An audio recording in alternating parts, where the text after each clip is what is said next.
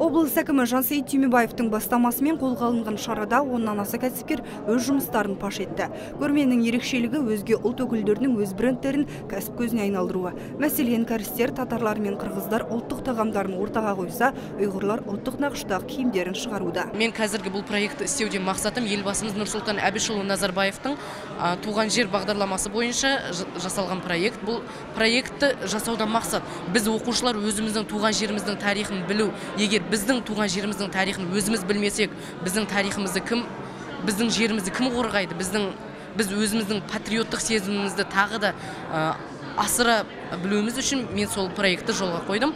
Ал енді менің келесідегі мақсатым сол проектті тағы да республикалық, облыстық бойынша соларды дамыту, осы киелі жерлерін білу және тарихты зерттеу.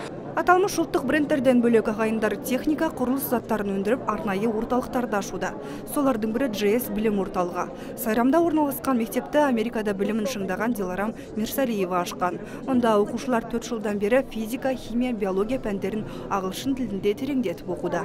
Қазір күнге дейін біздің нәтижелеріміз өте жақсы.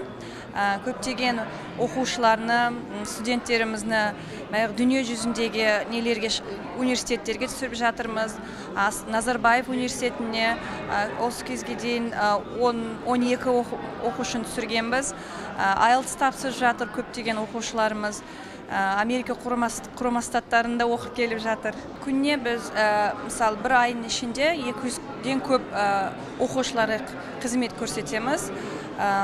Осы күнге дейін біз 3,5 мың адамға оқушыларға қызмет көрсетіп, сапалы қызмет көрсеткенбіз. Осыған дейін мерекелік шаралар мен концерттерді көбірек ұйымдастыратын этномәдени орталық бұдан бұлай нақты жұмыстарға көшпек. Енді өңірдегі өзге ұлт өкілдері жасап жүрген кәсіптерін көпшілікке таныстырып отыратын болады.